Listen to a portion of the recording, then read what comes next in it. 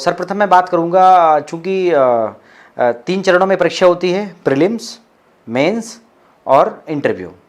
तो सर्वप्रथम मैं प्रीलिम्स के लिए बात करूँगा। तो जब मैंने अध्ययन की शुरुआत की और जब एग्ज़ाम से रिलेटेड जब मैं इस फील्ड में आया, तो सर्वप्रथम मैंने एनसीईआरटी, जो कि चूँकि मैं हिंदी माध्यम हूँ, तो मैंने सारे विषयों की जो एनसीईआरटीज़ बुक्स थी वो मैंने ख़रीद ली। और जैसे कि इतिहास है, भूगोल है और अर्थव्यवस्था है, विज्ञान है।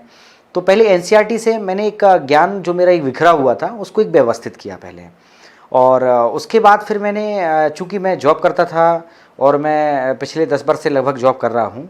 पहले मैं भारतीय स्टेट बैंक शाखा सलिया डिस्ट्रिक्ट पन्ना में पोस्टेड रहा हूँ लगभग 3 वर्ष। और फिर उसके बाद मैं अभी जो है कार्यालय महालेखाकार लेखा परिषद होती है भोपाल मध्य प्रदेश में, मैं as an assistant audit officer के पद पर कार्यरत हूँ। तो मेरे पास एक समय का एक अभाव था, एक यूँ कहें कि जागृत अवस्था का एक काफ़ी बड़ा एक जो बड़ा समय है, सुबह 10 बजे से शाम को 6 बजे तक का, वो मैं अपने दफ्तर में अपने सहकर्मियों के साथ व्यतीत करता था। और उसके बाद जो एक समय है उसमें मैनेजमेंट मुझे करना था। तो मैंने स्ट्रेटजी ये रखी कि कम से कम पढ़ा जाए, बेहतर पढ़ा जाए और उसको बार बार पढ़ा जाए।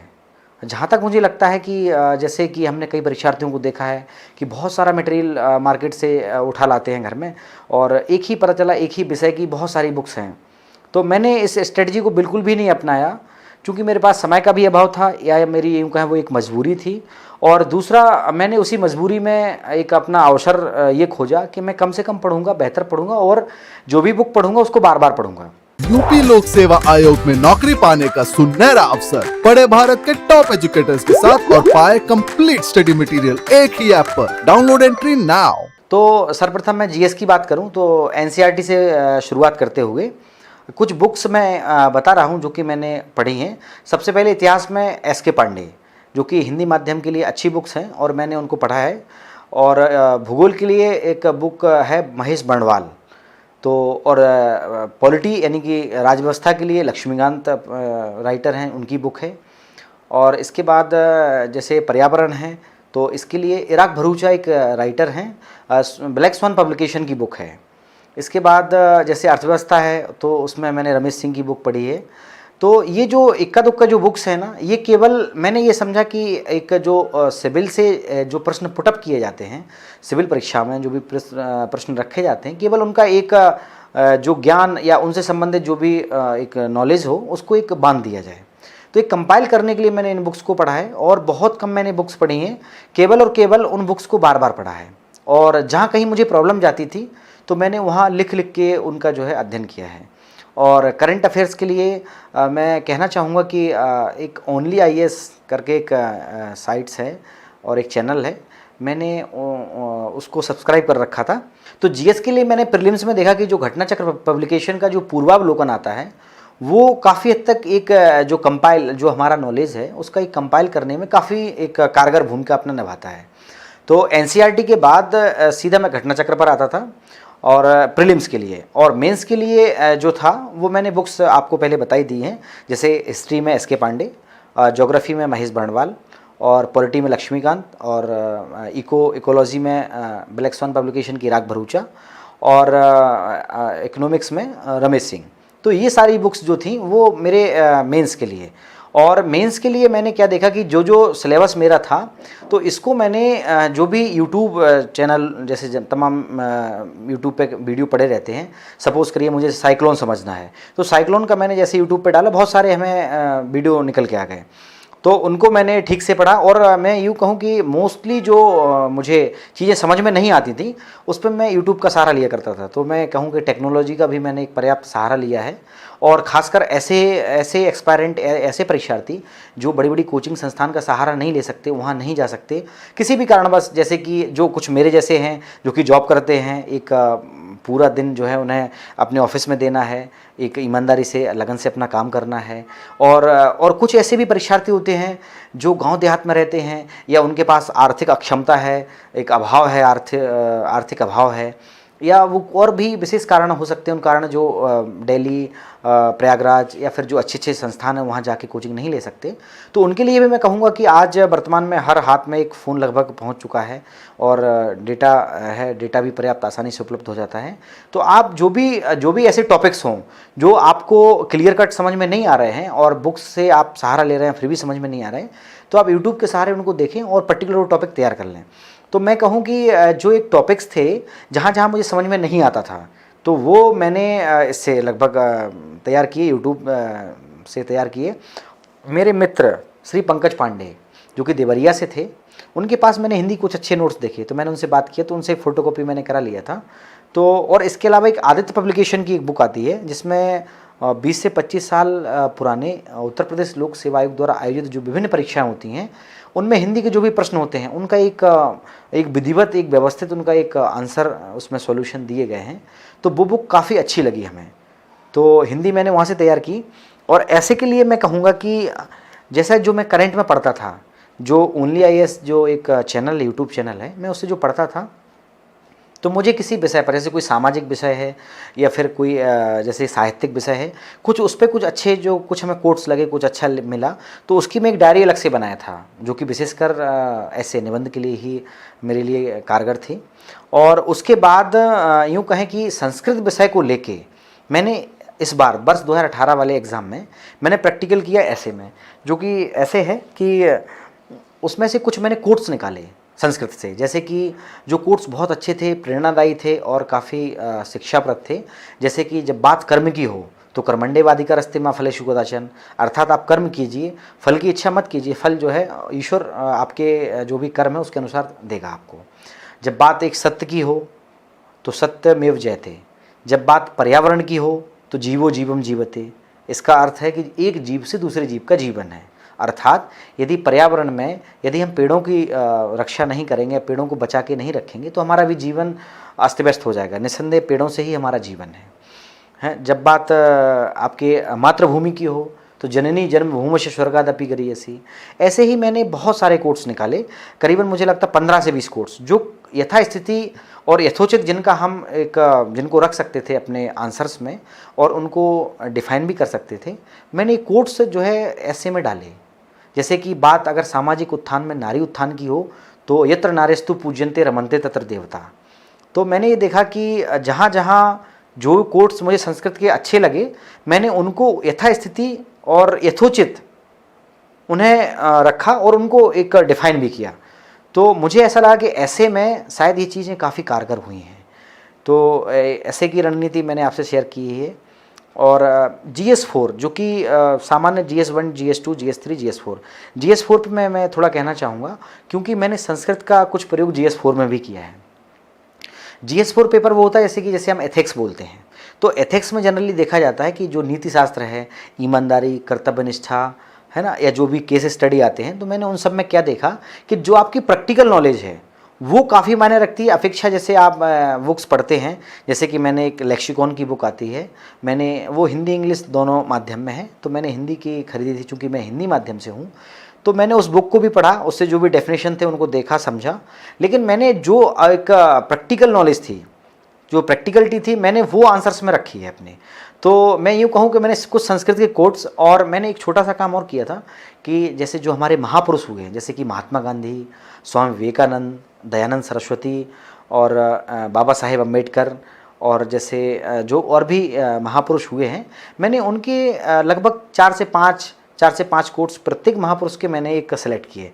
मुझे लगता है मैंने 25 से 30 कोट्स अच्छे से, जिनका एक सामाजिक दायरा हो, एक जिनका शैक्षणिक दायरा हो, या फिर जिनका एक साहित्यिक दायरा हो, इस टाइप से मैंने उन्हें अलग अलग एक नोट डाउन किया अपनी डायरी में, और उनको मैंने कंठस्थ कर लिया था। और यथोचित जहाँ मुझे लगता था मैं उनका जिक्र कर देता था GS4 में। तो GS4 में मैंने 2 एक्सपेरिमेंट खुद से किए थे। एक तो जो है महापुरुषों के कोट्स रखना, जो उनके ध्येय वाक्य हैं उनको यथोचित जगह देना, और संस्कृत के भी यथास्थिति जिसको जो उचित लगता था मैं उसको रख देता था। तो कहने का मतलब हमारा ये रहा कि मैंने ज्ञान को केवल पुस्तकों भर से नहीं लिया है, जहाँ मुझे जो उचित लगा मैंने अपने स्तर से उस ज्ञान को मैंने अपनी कॉपी में डालने का, अपनी कॉपी में रखने का एक प्रयास किया है। और एक कोशिश ये की है कि जो एक शब्द सीमा हो उसका भी दायरा ज़्यादा आगे मत जाए। मैं एक चीज़ और GS 1 2 3 के लिए मैं एक चीज़ कहना चाहूँगा। मैंने इस बार कुछ जैसे जो भी उत्तर थे तो उनमें एक नवाचार, एक क्रियात्मक या जिसे कहें नवोन्मेषी कुछ मैंने बात की है। जैसे कि मैं डायग्राम थोड़ा बनाने में ज़्यादा मैंने इस बार जोर दिया है। डायग्राम से क्या होता है जनरली, जैसे सपोज़ करें किसी भी विषय के कोई 4 भाग हैं तो मैंने फट से एक कॉलम बनाया बड़ा सा और उसके 4 जो एरो दिखा के ऐसे ऐसे उन्हें जो है यथोचित रख दिया। इससे जनरली क्या होता कि जैसे जो भी चेक करने वाले हैं या जो भी टीचर चेक कर रहे हैं तो उनको एक मोटा मोटा एक आइडिया ये मिलता है कि हाँ जो भी ये परीक्षार्थी जो कहना चाह रहा है वो एकदम क्लियर कट है। उसके बाद मैंने उसके आगे जो भी डेफिनेशन थी जो उसको डिफाइन करना था मैंने उसके बाद वो किया। तो मैंने एक डायग्राम डालने की एक नई चीज़ थी वो मैंने खुद से की है और मैं कई टॉपर्स को भी सुनता भी रहता था कि डायग्राम थोड़ा सा डालना उचित होगा और डायग्राम मैंने बनाए हैं। और इसके अतिरिक्त मैंने GS 1 2 3 4 चारों के लिए मैंने एक चीज़ और की है कि लगभग ये मान के चलें आपकी 1 से 1,500 क्वेश्चन, लगभग मुझे लगता है 1,000-1,200 क्वेश्चन जो कि थे, मैंने उन्हें लगभग लिखने का प्रयास किया। यदि मैं जो क्वेश्चन मुझे लगा कि इसमें डाउट ज़्यादा है तो मैं उसे पूरा लिखता था, लगा कि क्वेश्चन आसान है तो उसका केवल मेन पार्ट लिख लिया। लेकिन मैंने लगभग कोशिश की है कि 800 1,000-1,200 क्वेश्चन लगभग ऐसे जो भी हों, 800 भी हो सकते, 1000 भी हो सकते, 1200 भी हो सकते, तो उन क्वेश्चंस को मैंने लिखने का प्रयास किया। तो उन लिखने से क्या हुआ कि एक जो शब्दों को एक व्यवस्थित रखने का एक आर्ट है, एक उनकी कला है, एक तो वो डेवलप हुई। दूसरी चीज़ ये भी थी कि जो लिखते समय हम लोग जनरली अटकते हैं या हमारी जो कलम रुकती है वो कलम ना रुके, मतलब शब्द एक प्रवाह जो है ना वो निरंतर रहे। तो मैंने इसके लिए जो है लेखन अपना जो है जो अनसॉल्व्ड क्वेश्चन थे या सॉल्व्ड क्वेश्चन थे मैंने उन सबको समाहित किया। तो वो सारे क्वेश्चन मैंने तैयार किए और उन क्वेश्चन से मुझे काफ़ी हद तक लाभ हुआ। तो जो मेरा लिखना था और फिर ये परीक्षा के लिए स्पेशली लिखना था, पहले जो लिखते थे वो हम जनरली NCERT क्वेश्चन से लिखते थे, लेकिन परीक्षा के 1-2 महीने पहले 2-3 महीने पहले से केवल प्रश्न लिखते थे जो कि मॉडल हुआ करते थे, अनसॉल्व्ड थे जो भी थे, उनको लिखने से फिर वो अपने ग्रुप में हम अपने साथियों के द्वारा जो है एक बार देख लिया करते थे और खुद से एक बार उनका आंसर जो है निकाल के देखते थे। तो जहाँ जहाँ लगता था वहाँ खुद से संशोधन कर लिया करते थे। और मुझे लगता है कि आप जो भी कार्य आप कर रहे हैं या जो भी आप लिख रहे हैं ये आपसे बेहतर और कोई नहीं बता सकता है कि आप कहाँ गलती कर रहे हैं। बशर्ते बात इतनी है कि आप अपने लिखे हुए को एक निष्पक्ष रूप से देखिए। आप ये मत देखिए कि ये मैंने लिखा है, आप निष्पक्ष रूप से देखिए तो निश्चित रूप से कहाँ कहाँ कमियां हुई हैं, कहाँ कहाँ आपने गलती की है वो आपको समझ में आ ही जाएगी। अब सबसे पहले मैं बात करूंगा प्रारंभिक परीक्षा की। जैसा कि आप लोगों को पता भी होगा कि इसमें 2 पेपर होते हैं, पहला GS का और दूसरा CSAT का। GS मेन जो भूमिका होती है वो GS की होती है, CSAT क्वालिफाई होता है और थोड़ा सा ध्यान देके आप लोग उस पर काम कर सकते हैं, क्वालिफाई कर सकते हैं। तो अब हम GS की बात करते हैं प्रारंभिक परीक्षा में। तो इसमें यूपी में एक ट्रेंड होता है पास्ट ईयर क्वेश्चन को रिपीट करने का। तो इसके लिए आप लोग जो है मुख्यतः 3 चीज़ों पे काम हमने जो किया था, मतलब वो आप लोग भी कर सकते हैं। जैसे कि पास्ट ईयर क्वेश्चन को देखना, दूसरा जो है प्रैक्टिस सेट सॉल्व करना और तीसरा जो करंट अफेयर्स है। तो प्रैक्टिस सेट तो आप मार्केट में मतलब कहीं से आप टेस्ट सीरीज भी ज्वाइन कर सकते हैं या ऐसे ही प्राइवेट मतलब जो मार्केट में अवेलेबल रहती हैं उनको भी ले सकते हैं। आप अपनी सुविधा के अनुसार कोई भी कर सकते हैं, लेकिन करिए उसे।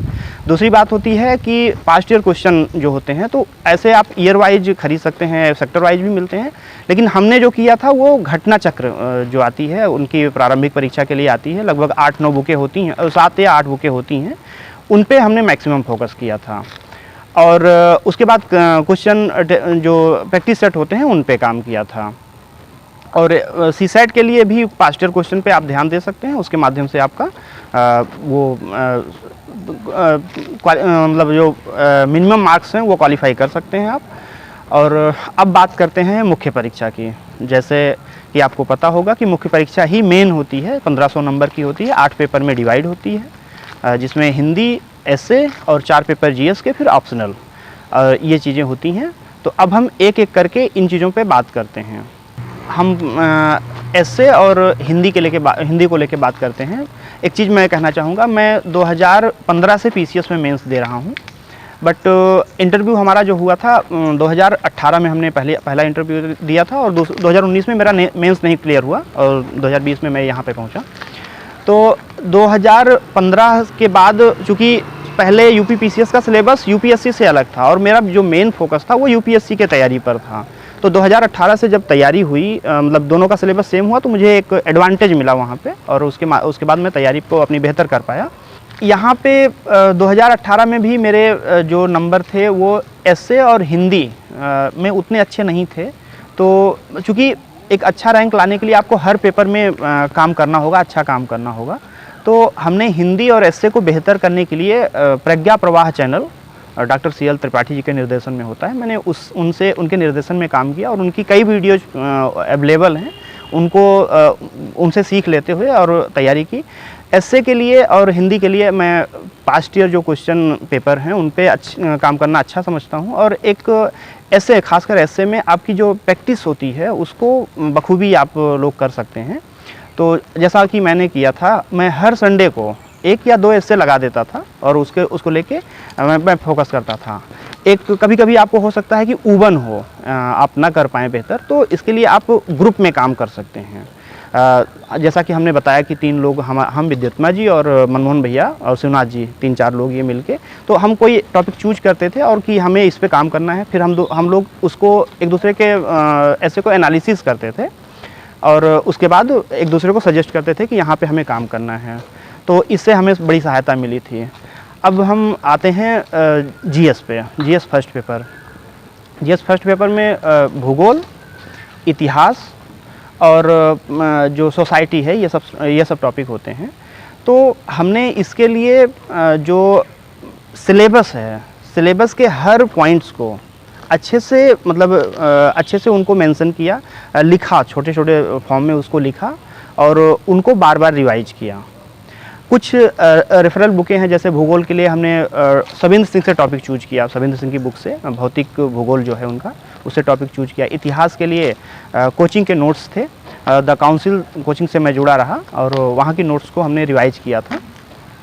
और उसके बाद प्रैक्टिस सेट पे काम करना बेहतर था। जैसे कुछ चीज़ें हैं, हड़प्पा सभ्यता के बारे में हैं, इन चीज़ों के बारे में है, तो मेनी डायमेंशंस में आप इसमें यूपीएससी के क्वेश्चन पेपर का भी सहयोग ले सकते हैं। पास्ट ईयर क्वेश्चन जो हैं और मार्केट में अवेलेबल उनके सॉल्व भी हैं, अनसॉल्व भी हैं, तो उन पर प्रैक्टिस करना बेहतर कर सकते हैं। फिर हम आते हैं जीएस सेकंड पेपर पे।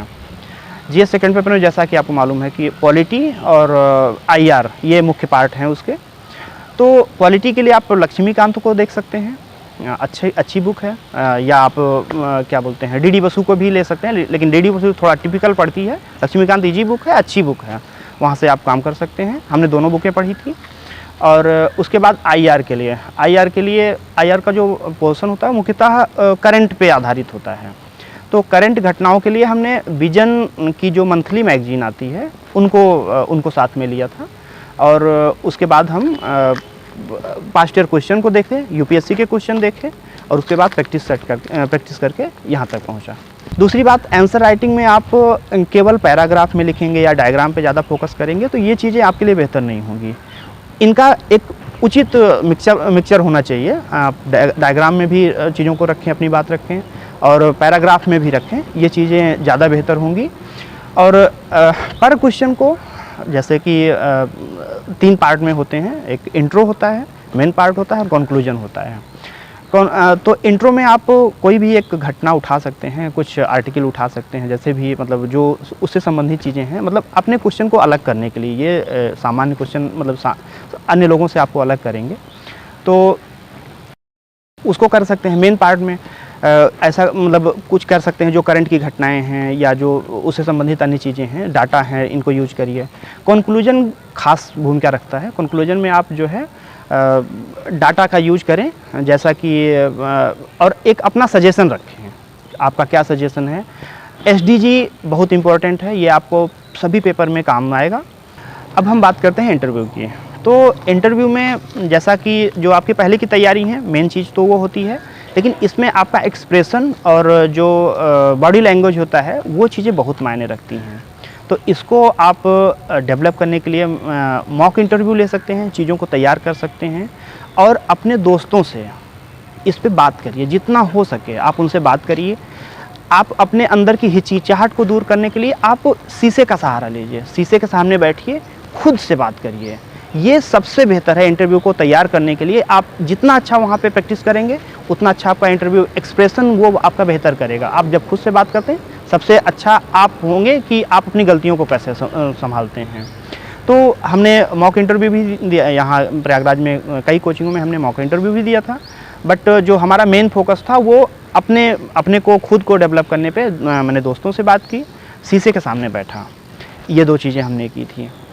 अब हम ये तो हमारी तैयारी की बात रही, और कुछ मैं इससे अतिरिक्त भी बात करना चाहूँगा, जैसे कि जो कुछ भ्रांतियाँ हैं हिंदी मीडियम को लेके।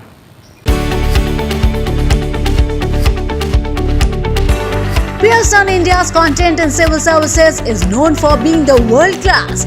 And now they have launched books on Indian culture, art and heritage by renowned authors Devdutt Patnaik, an Indian polity authored by Sriram Srirangam of Sriram's IAS and Rohit Deo Jha.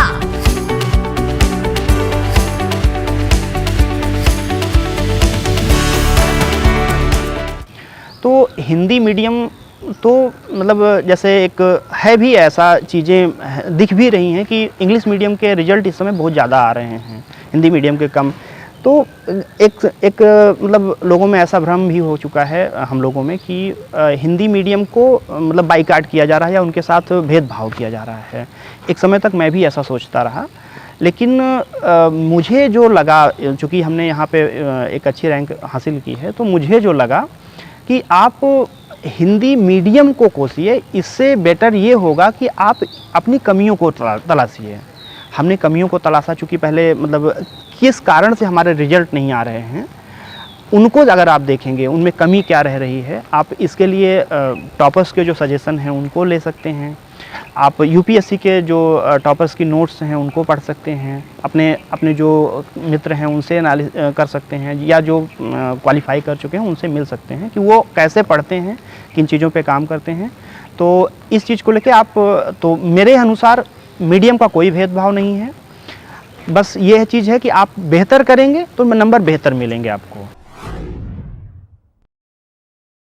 तो हिंदी माध्यम में चयन का जो crux है वो 3 चीज़ें हैं। सबसे पहली चीज़, आपको 40 वर्ड पर मिनट की न्यूनतम स्पीड से लिखना है। इसके लिए अभी से ही आप लोगों को अपनी राइटिंग स्किल पर ध्यान देना है। राइटिंग स्पीड आप लोग सुधारें, राइटिंग स्पीड इंप्रूव करने के साथ अच्छी लेखनी आपकी हो। इसके अलावा आपको अपने विषय पर गहरी समझ बनानी है, पॉइंट वाइज फॉर्मेट में आंसर लिखने हैं और लास्ट लाइन तक आपको आंसर लिखने हैं। तो हम लोग प्री की, मेरा माध्यम हिंदी है और वैकल्पिक विषय इतिहास है, तो हम लोग अगर प्री की बात करें तो प्री में इस समय सबसे कठिन हो गया है। कारण ये है कि वैकेंसीज एक तो कम है, दूसरी चीज़ इसमें 10 गुना ही केवल मेंस के लिए क्वालिफाई कर रहे हैं। तो आपको प्री के लिए 10,000 सवालों का कम से कम प्रैक्टिस करना है। इसके लिए आपको घटना चक्र की जो परीक्षा पूर्वावलोकन आती है उसको करना है, ध्येय IAS, GS वर्ड और दृष्टि के टेस्ट सीरीज लगाने हैं। सिलेक्शन का रास्ता प्री में आपके इतिहास, विज्ञान और करंट अफेयर से खुलेगा। करंट अफेयर के लिए या तो आप गौरव गर्ग सर का स्टडी IQ का पेड करंट अफेयर ज्वाइन कर लें, या परीक्षा मंथन और घटना चक्र। परीक्षा मंथन हर 3 महीने पे आती है और घटना चक्र जब एग्ज़ाम होने वाला होता है उसके ठीक पहले आती है। ये दोनों आप लोग मैगजीन करें और प्री में आप लोग खूब प्रैक्टिस करें और गेस लगाना सीखिए। मेंस के लिए आपको लास्ट लाइन तक लिखना है, और ये लास्ट लाइन तक लिखने के साथ साथ आप तभी लिख सकते हैं जब 40 वर्ड पर मिनट की स्पीड हो। पॉइंट वाइज फॉर्मेट में आंसर लिखने हैं। और हिंदी मीडियम में सफलता का रास्ता यस से GS पेपर 1, GS पेपर 4 और ऑप्शनल से खुलेगा। एसए के लिए आप लोगों को तीन एसए PCS में लिखने होते हैं। पहला एसए आपको स्टोरी टेलिंग से शुरू करना है। इसके लिए आप वृंदा करात का डिवाइडेड सिटी एक एसए है इंडियन एक्सप्रेस पे, उससे आप लोग देखिए कि कैसे स्टोरी टेलिंग से एसए को लिखा जाता है। दूसरा एसए आप लोग किसी कोटेशन से शुरू कीजिए, और कोटेशन के लिए अभी से आप लोग एक कॉपी बना लीजिए जिसमें आप कहीं पे भी आपको अच्छे कोटेशंस मिले, अच्छे फैक्ट मिले, कोई अच्छा तर्क मिले, उसको नोट करते रहिए। तो एग्ज़ाम टाइम में आपके पास जब एक बहुत ही अच्छा कोटेशंस की आप लोगों के पास कॉपी हो जाएगी जिसका आप लोग हर जगह इस्तेमाल करेंगे। GS पेपर 1 से लेकर के ऑप्शनल तक हर जगह कोटेशंस यूज हो सकते हैं। फिर इसके बाद तीसरा इससे नॉर्मल स्टेटमेंट को एक्सप्लेन करते हुए शुरू कीजिए। जीएस पेपर 1 चूँकि मेरा इतिहास वैकल्पिक विषय था तो मुझको जीएस पेपर 1 में ज़्यादा मेहनत नहीं करनी पड़ी, लेकिन जीएस पेपर 1 के लिए आपको हिस्ट्री हिस्ट्री के लिए मणिकांत सर का नोट्स ले लीजिए। जियोग्राफी के लिए आप लोग परीक्षा माड़ी या जिस भी सोर्स को आप लोग रिफ़र करते हैं उसको फॉलो कीजिए। जीएस पेपर 4 में इस समय जीएस पेपर 4 यही एक ऐसा सब्जेक्ट है जो सबसे ज़्यादा स्कोरिंग है हिंदी माध्यम में। इसके लिए आपको 40 पेज का नोट्स बनाना है, जिसमें आप लोग जितने भी आप लोग टेस्ट सीरीज मेंस के टेस्ट सीरीज दें, चाहे ध्येय के, जीएस वर्ड के या दृष्टि के, इन सारे से एक 40 पेज का आप लोग डेफिनेशन का नोट्स बनाइए। इस डेफिनेशन के नोट्स को हर जगह आप लोग इस्तेमाल कीजिए। और इसके अलावा जो भी कोटेशंस हैं उनको एक्सप्लेन करना सीखिए, महापुरुषों के विचारों को जानिए। लास्ट लाइन तक आप लोगों को लिखना है। फिगर खूब सारे बनाने हैं, तो फिगर बनाने के लिए आप लोगों को अस्मा मित्तल और हिमांशु जैन, ये दोनों लोगों का L2A पे लेक्चर पड़ा हुआ है, एंथ्रोपोलॉजी का है ये, लेकिन उससे आप लोग फिगर निकालिए। और घटना चक्र की बुक में भी काफ़ी सारे फिगर दिए हुए हैं, तो वहाँ से फिगर निकाल करके आप लोगों को लास्ट लाइन तक फिगर बनाने हैं।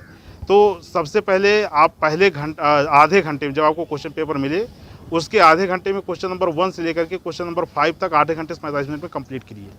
अगले 1.5 घंटे में आप लोग क्वेश्चन नंबर 10 से ले करके क्वेश्चन नंबर 20 तक करेंगे।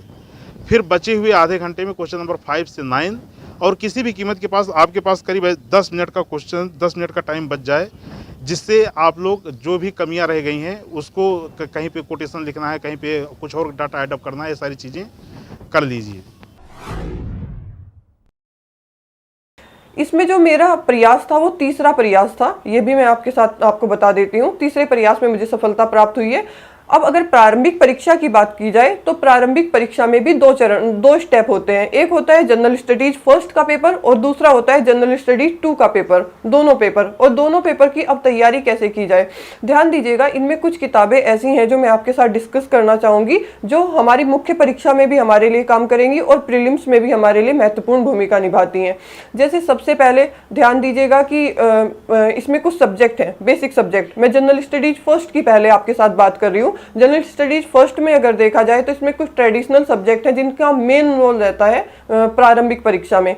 इनमें हिस्ट्री में इतिहास हो गया, भूगोल हो गया, अर्थशास्त्र, पर्यावरण, विज्ञान और इसके अलावा करंट अफेयर्स, ये महत्वपूर्ण भूमिका निभाते हैं। और जो जनरल स्टडीज सेकंड है उसमें कुछ हमारे टॉपिक रहते हैं, जैसे कम्युनिकेशन हो गया, DI हो गया, DM हो गया, इसके अलावा रीजनिंग, हिंदी, इंग्लिश और मैथमेटिक्स, जिनकी मेन भूमिका रहती है। और अगर बुक्स की बात की जाए तो पूरी की पूरी जो तैयारी है वो NCERT 6 से 12 तक ही स्टार्ट करनी चाहिए, जो मैंने भी स्टार्ट की है। और इसके अलावा कुछ सभी सब्जेक्ट की कुछ बेसिक बुक्स, जैसे हिस्ट्री के लिए कुछ स्टूडेंट स्पेक्ट्रम की बुक भी फॉलो कर सकते हैं। इसके अलावा SK पांडे और विपिन चंद्रा, मैंने जो फॉलो की है वो SK पांडे और विपिन चंद्रा की बुक फॉलो की है। और महेश वर्णवाल, साथ ही साथ NCERT की बुक भूगोल के लिए, और उधर मिश्रा एंड पुरी की बुक अर्थशास्त्र के लिए। नेक्स्ट जो मेरा एनवायरनमेंट के लिए मैंने SK ओझा की बुक और साथ ही शंकर IAS के, मतलब जो इंग्लिश में मतलब जो नोट्स अवेलेबल हैं वो उन नोट्स को मैंने फॉलो किया था। और करंट अफेयर्स की अगर बेसिकली बात की जाए तो करंट अफेयर्स के लिए मैंने पूरे ईयर कंटिन्यूसली 2 मैगजीन को फॉलो किया, जिनमें विजन IAS की मैगजीन रही और साथ ही साथ क्रॉनिकल की मैगजीन रही। और क्रॉनिकल की भी 2 मैगजीन हमारे पास अवेलेबल होती है। एक समसामयिक होती है जो 25 रुपये की आती है, छोटी सी। इसके अलावा एक और होती है जो लगभग 100 रुपीज़ के आसपास होती है, जो मेंस और PT दोनों के पॉइंट ऑफ व्यू से इम्पोर्टेंट होती है। यहाँ बताने का केवल इतना तात्पर्य ताकि आप लोग अपने मेंस के नोट्स भी PT के नोट्स के साथ साथ बना सकें। इसके अलावा जो लास्ट ईयर के क्वेश्चंस हैं, उन लास्ट ईयर के क्वेश्चंस पर मैंने काफ़ी फोकस किया था। जैसे घटना चक्र के जो हमारे जितने भी वॉल्यूम हमारे पास अवेलेबल है, मैंने उन वॉल्यूम के माध्यम से लास्ट ईयर के सारे क्वेश्चंस रिवाइज किए थे। लास्ट ईयर के क्वेश्चंस रिवाइज करने का तात्पर्य ये है कि उससे क्या होता है कि हमारा एक तो कॉन्फिडेंस अप हो जाता है, साथ ही साथ हमें फ़ायदा ये मिलता है कि हमें पता चल जाता है कि किस तरह के क्वेश्चन एग्जामिनेशन हॉल में पूछे जा रहे हैं। मैं आपको केवल एक उदाहरण देना चाहूँगी प्रीलिम्स के पॉइंट ऑफ व्यू से। अगर उत्तर प्रदेश PCS को फोकस किया जाए तो 2017 से अब तक के ट्रेंड को फॉलो कीजिए आप। 2017 में हमारे सामने जो पेपर था वो एकदम एनालिटिकल पेपर था। फिर जो 2018 का पेपर आया, कुछ वो फैक्चुअल पेपर था। 2019 का पेपर अपने आप में एक स्टैंडर्ड पेपर था, पूरी तरीके से एनालिटिकल पेपर था, और जो 2020 का पेपर था वो फैक्चुअल और एनालिटिकल दोनों का अपने आप में मिश्रण था। तो बस इतना कहूंगी कि आप लोग एनालिटिकल के साथ साथ फैक्चुअल पर भी कमांड रखिएगा, और फैक्चुअल पर कमांड तभी रहेगी जब हमारे बेसिक्स कवर होंगे, और बेसिक्स के साथ साथ जो हमने अपनी जो बुक्स होंगी उन बुक्स की स्टडी अच्छे से की होगी। ये एक छोटा सा ब्रीफ था। इसके अलावा जो मेरी बुक की पूरी बुक लिस्ट है वो मैं आपके साथ शेयर कर दूंगी, लिंक के माध्यम से आपके साथ शेयर कर दूंगी। ये मेरा जनरल स्टडीज फर्स्ट पेपर का था। अगर अब इसी में जनरल स्टडीज सेकंड पेपर की बात की जाए, जैसे इसमें कम्युनिकेशन की एक बड़ी महत्वपूर्ण भूमिका रहती है। देखिए, कम्युनिकेशन के मार्केट में कुछ नोट्स भी अवेलेबल है, कुछ कोचिंग इंस्टीट्यूट का मटेरियल है, जैसे दृष्टि IAS का देख लिया जाए, या घटना चक्र का भी कुछ वॉल्यूम पड़ा हुआ है, वहां से हम कम्युनिकेशन कंप्लीट कर सकते हैं। चूंकि मेरा MBA में एक सब्जेक्ट रहा था तो मेरे लिए इजी रहा था, लेकिन आप लोग अपने स्तर पर इसे जरूर कवर कर लीजिएगा। इसके अलावा हिंदी की चाहे आदित्य पब्लिकेशन की बुक से की जा सकती है, या हरदेव बहारी की बुक से हिंदी को कवर किया जा सकता है। बाकी वासुदेव नंदन की बुक भी हमारे पास अवेलेबल है। ये तीनों ही बुक अपने आप में काफ़ी अच्छी बुक है, जो प्रीलिम्स में काफ़ी हेल्पफुल रहती है। नॉट इवन प्रीलिम्स बल्कि मेंस में भी महत्वपूर्ण भूमिका निभाती है। और साथ ही मैथमेटिक्स के जो बेसिक्स हैं उन बेसिक्स को कवर कीजिएगा, और DI डिसीजन मेकिंग, कॉम्प्रीहेंशन, इन सब पर आप लोग कमांड रखिएगा। बाकी चूंकि जो उसमें इंग्लिश और हिंदी पूछी जाती है वो इतनी आसान होती है कि हमारा एक तो क्वालिफाइंग रहता है सेकंड पेपर, तो उसमें ज़्यादा मेजर रोल उसका नहीं रहता है, केवल बस हमें उसे क्वालिफाई करना होता है, और वो इतने भर से हो जाता है। ये हमारा जो पहला चरण था, पहले चरण की ओवरऑल रणनीति थी हमारी। अब अगर बात करें हम दूसरे चरण की, दूसरा चरण हमारे लिए स्टेट PCS की परीक्षा में है, वो है मुख्य परीक्षा का। जब प्रारंभिक परीक्षा हमारी उत्तीर्ण हो जाती है तो उसके बाद सबसे ज़्यादा जो चुनौतीपूर्ण है वो चुनौतीपूर्ण है हमारे लिए मुख्य परीक्षा, क्योंकि एक तो 3 घंटे का टाइम पीरियड होता है, और उस 3 घंटे के टाइम पीरियड में हमें 20 क्वेश्चन लिखने होते हैं। और ये मान के चलिए आप लोग, एग्जामिनेशन हॉल में अक्सर हमें वो पूरे 3 घंटे मिल भी नहीं पाते। मैं यही कहूँगी 2 घंटे 45 मिनट के आसपास का ही समय हमारे पास रहता है, क्योंकि इवेल्युएशन बहुत सारी चीज़ों में हमारा समय चला जाता है। मेंस की तैयारी के लिए सबसे ज़्यादा जरूरी है आंसर राइटिंग। सबसे ज़्यादा फोकस आप करिएगा आंसर राइटिंग में। इसमें लास्ट ईयर के जितने भी पेपर हैं उन लास्ट ईयर के पेपर्स को आप सब्जेक्ट वाइज उठा लीजिएगा। पहले तो इससे पहले मैं सिलेबस की बात करूँ, उससे पहले मैं सब्जेक्ट वाइज पेपर्स की बात इसलिए कर रही हूँ क्योंकि अब आंसर राइटिंग की भूमिका बढ़ चुकी है। लास्ट ईयर के जितने भी क्वेश्चंस हैं, चाहे वो किसी स्टेट PCS में पूछे गए हैं या UPSC में पूछे गए हैं या किसी भी XYZ टेस्ट सीरीज में पूछे गए हैं, उन सभी क्वेश्चंस को आप लोग अपने स्तर पर जरूर सॉल्व कर लीजिएगा। नेक्स्ट अगर बात करें गवर्नेंस की, तो गवर्नेंस हमारे पास 2 जगह हमें पढ़ने को मिलता है, क्योंकि एक तो हम लोग पढ़ते हैं एथिक्स में, क्योंकि एथिक्स में भी गवर्नेंस का एक बड़ा पार्ट रहता है। तो मैंने जो एथिक्स की मेरी बुकलेट थी और नोट्स से, वहाँ से मैंने इसके बेसिक टर्म्स को कवर किया था। इसके अलावा क्लास नोट्स से, और साथ ही साथ जो इसका अपडेशन था उसका अपडेशन मैंने विजन की और करंट अफेयर्स की अदर मैगजीन से कवर किया था। इसके अलावा अगर सामाजिक सुरक्षा की बात की जाए, चाहे वो वृद्धों से संबंधित हो, महिलाओं से संबंधित हो या बच्चों से संबंधित हो, दिव्यांगजनों से, किसी से भी संबंधित जो हमारे टॉपिक उसमें दिए हुए हैं सामाजिक सुरक्षा के, उन सामाजिक सुरक्षा से संबंधित सभी टॉपिक को मैंने विजन करंट अफेयर्स की मैगजीन से कवर किया था, अपने क्लास नोट से मैं कवर किया था। और चूंकि मेरी आदत में है कि हर तथ्य को मैं नोट करती हूँ, चाहे वो सूचकांक को, रिपोर्ट्स हो, मैंने एक अपनी डायरी बनाई हुई है पर्सनल, उस पर्सनल डायरी में सभी को नोट करती हूँ। तो इसलिए गवर्नमेंट की जितनी स्कीम्स आती हैं उन सारी स्कीम्स को अपडेट करती रहती हूँ, और जहाँ आवश्यकता होती है उसी आवश्यकता के अनुसार आंसर राइटिंग में उन फैक्ट्स को यूज कर लिया जाता है। फिर अब ये तो 2 पेपर की हमारी स्ट्रेटेजी थी, पेपर फर्स्ट और पेपर सेकंड की, GS के जो रहे हैं। अब आती है बात थर्ड पेपर की। थर्ड पेपर में हमारे पास जो सबसे बड़ा सेगमेंट रहता है वो है इकोनॉमिक्स का।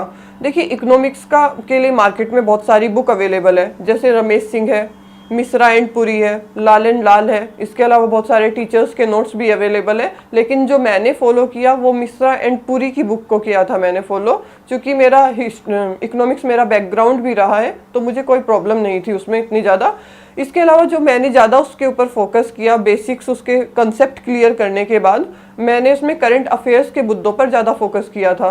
फॉर एग्जाम्पल, अगर हमारे करंट अफेयर्स पर हमारी कमांड होगी तो हमारा डाटा बहुत अच्छा तैयार होगा। और इकोनॉमिक्स में जो सबसे ज़्यादा रोल होता है वो सबसे ज़्यादा रोल डाटा का होता है, और अगर डाटा हमारे पास होगा तो उतने ही अच्छे तरीके से हम इसे सॉल्व कर सकते हैं। मैं एक उदाहरण केवल बताना चाहूँगी। एक बार यूपीपीसीएस ने मेंस में प्रश्न पूछा था 3rd पेपर में ही, जो सतत विकास लक्ष्य हैं हमारे, उन सतत विकास लक्ष्यों को लेकर प्रश्न पूछा था। तो 17 सतत विकास लक्ष्य, चाहे वो उत्तर प्रदेश सरकार उन्हें मतलब कैसे प्रमोट कर रही है, उनमें उत्तर प्रदेश सरकार का क्या स्थान है, भारत सरकार का उनमें क्या स्थान है, तो इन सब के बारे में मैंने डिटेल में तैयार किया था। और उन सब का मैंने कहीं ना कहीं अपने हर क्वेश्चंस में मैंने यूज भी किया है, 17 सतत विकास लक्ष्य का और गवर्नमेंट की सारी रिपोर्ट्स का, इवन बजट के सेक्शन का, आर्थिक समीक्षा का, इन सारी चीज़ों का। नेक्स्ट जो रहेगा इसमें पार्ट, वो है वेरी इंपॉर्टेंट है ये हमारा विज्ञान एवं प्रौद्योगिकी, जो साइंस टेक का जो पोर्शन रहता है। विज्ञान प्रौद्योगिकी के लिए मैंने अशोक सिंह की बुक को फॉलो किया था, और साथ ही साथ करंट अफेयर्स की जो मैगजीन है, करंट अफेयर्स की मैगजीन से मैंने अपने बेसिक टर्म्स क्लियर किए थे, और बेसिक टर्म्स क्लियर करते हुए उसके नोट्स बनाए थे, जो सबसे ज़्यादा इंपॉर्टेंट है इसमें। नेक्स्ट, डिजास्टर मैनेजमेंट अपने आप में एक छोटा सा टॉपिक है, लेकिन महत्वपूर्ण भूमिका निभाता है। कई बार इससे प्रश्न पूछ लिए जाते हैं।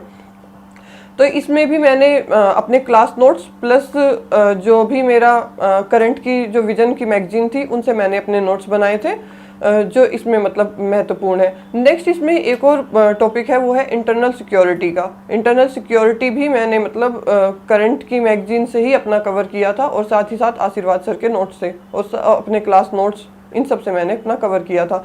ये 3 पेपर की जो रणनीति थी। इसके अलावा एक उत्तर प्रदेश स्पेशल का, जिसका फर्स्ट पेपर, सेकंड पेपर और 3rd पेपर में तीनों में ही अपने आप में मेजर रोल रहता है, चाहे वो इतिहास के पॉइंट ऑफ व्यू से हो, ज्योग्राफी के पॉइंट ऑफ व्यू से हो, सोसाइटी के हो, या मतलब राजनीति के हो, सभी स्तर पर, इवन इकोनॉमी, इन सभी को मैंने तैयार किया था। इसके लिए मैंने अलग से नोट्स तैयार किए थे, जिसके लिए मैंने परीक्षा वाणी की हेल्प ली थी, और साथ ही साथ मैंने जो हेल्प ली थी वो थी घटना चक्र की, जो एक उत्तर प्रदेश स्पेशल का जो घटना चक्र आता है, वहां से मैंने हेल्प ली थी, और अपने पर्सनल नोट्स तैयार किए थे। किसी मार्केट के किसी नोट से मैंने अपनी स्ट्रेटेजी तैयार नहीं की थी। और अगर एनवायरनमेंट की बात की जाए, एनवायरनमेंट को मैंने इग्नू के बुकलेट्स, सबसे पहले तो मैंने इग्नू के बुकलेट्स ही पढ़े थे, फिर उसके बाद भरूचा की बुक भी पढ़ी थी, फिर बाद में जो मैंने मेन जो अपने कंसेप्ट क्लियर किए हैं, वो मैंने परीक्षा वाणी और शंकर IAS के नोट्स पढ़कर, और साथ ही साथ अपने जो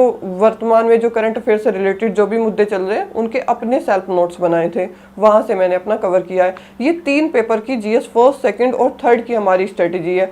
अब हम बात करते हैं GS के 4th पेपर की। GS का 4th पेपर आप सभी को पता है, इसमें एथिक्स हमें डिस्कस करना है, क्योंकि इसमें एथिक्स के साथ साथ, एथिक्स के क्वेश्चन आंसर के साथ साथ केस स्टडी की भी महत्वपूर्ण भूमिका होती है। केस स्टडी तो मैंने उत्तर प्रदेश PCS के लिए जो लास्ट ईयर के UPSC के क्वेश्चंस हैं, जो 2012 से जो पैटर्न चेंज होने के बाद जो पूछे गए हैं, उन सारी केस स्टडी को मैंने एक बार उनकी प्रैक्टिस की थी।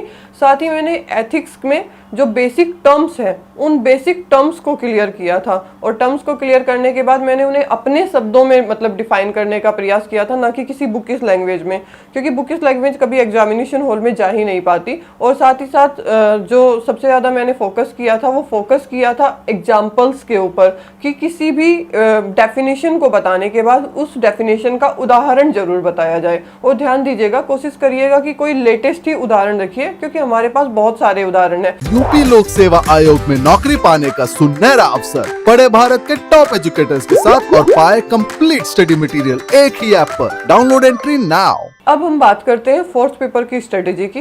4th पेपर आप सभी को पता है, जैसे एथिक्स का पेपर है, एथिक्स के पेपर में क्या रहता है कि इसमें क्वेश्चंस भी पूछे जाते हैं, साथ ही साथ केस स्टडी भी पूछी जाती है। जो केस स्टडी है वो मैंने 2012 से जो पैटर्न चेंज हुआ है UPSC का, उसके बाद जितनी भी केस स्टडी पूछी गई है, उन सारी केस स्टडी को मैंने प्रैक्टिस किया था मैक्सिमम टाइम्स। इसके अलावा चाहे वो कोचिंग इंस्टीट्यूट के टेस्ट सीरीज में पूछी गई हैं, उन सबको भी मैंने प्रैक्टिस किया था। अब अगर क्वेश्चंस की बात की जाए, तो इसके लिए मैंने पहले तो अपने अपने किताबों से, यानी कि जो लेक्सिकन की बुक है, लेक्सिकन की बुक को मैंने एक रेफरेंस बुक के रूप में रखा था। साथ ही साथ मेरे जो क्लास नोट्स थे अभ्यासर के नोट्स और जो मेरे पर्सनल बनाए हुए नोट्स थे, उन नोट्स से मैंने अपनी जो बेसिक शब्दावलियाँ हैं, जैसे सत्यनिष्ठा क्या है, इन शब्दावलियों को मैंने क्लियर किया और फिर उन्हें अपने शब्दों में अपने नोट्स बनाए उनके। और फिर सबसे ज़्यादा जो इसमें मैंने ध्यान दिया वो था उदाहरण के ऊपर, यानी कि कोई भी अगर सत्यनिष्ठा से रिलेटेड कोई प्रश्न पूछ लिया जाता है तो उसके ऊपर मेरे पास कम से कम 2-3 एग्जाम्पल तैयार रहे। और मैंने एग्जाम्पल कोई पुराने एग्जाम्पल्स का कोई यूज नहीं किया। वर्तमान में जो आईएएस ऑफिसर्स के द्वारा जो काम किए जा रहे हैं, सरकार के द्वारा जो काम किए जा रहे हैं, इतनी सारी महत्वपूर्ण योजनाएं हैं जिनमें हमें बड़े बड़े उदाहरण देखने को मिलते हैं, तो उन्हीं उदाहरण को मैंने वर्तमान में यूज किया था। जैसे मैं एक एग्जाम्पल के रूप में भी बताना चाहूंगी कि एक आईएएस ऑफिसर है जिन्होंने एक स्कीम चलाई थी तेरे मेरे बीच में, ऑपरेशन सुलेमानी। तो इन स्कीम्स को मैंने बेसिकली मतलब अपनी आंसर राइटिंग में भी यूज किया है। ये हमारा 4th पेपर है और 4th पेपर में मैं यही कहूंगी कि आपके बेसिक टर्म्स क्लियर होने चाहिए, तभी 4th पेपर को आप अच्छे से मतलब समराइज वे में लिख सकते हैं। इसके अलावा अगर पूरे जीएस में जो मैं सबसे ज़्यादा आप लोगों को कहना चाहूँगी वो यही है कि answer writing, answer writing, answer writing, सबसे ज़्यादा आंसर राइटिंग के ऊपर फोकस कीजिएगा। और आपकी डाटा पर कमांड होनी चाहिए। आपको एक डाटा 3-4 तरीके से यूज करना आना चाहिए। जैसे उदाहरण के रूप में ऑक्सफोम एक इंटरनेशनल की एक रिपोर्ट है जिसमें बताया गया है कि इतने % लोगों के पास इतनी संपत्ति है, इतने % लोगों के पास इतनी संपत्ति है। तो ये एक ऐसी रिपोर्ट, ऐसा डाटा है जिसे हम हर जगह यूज कर सकते हैं, 1st पेपर में भी, 2nd पेपर में भी, 3rd पेपर में भी और इवन 4th पेपर में भी। तो यही है मतलब लेखन शैली की सुंदरता यही है कि एक फैक्ट को कई तरीके से यूज करना हमें आना चाहिए। तो आप आंसर राइटिंग पर और प्रैक्टिस पर ज़्यादा से ज़्यादा फोकस करिएगा ताकि वो जो 3 घंटे का टाइम है उस 3 घंटे के टाइम में कंफर्टेबल महसूस करें।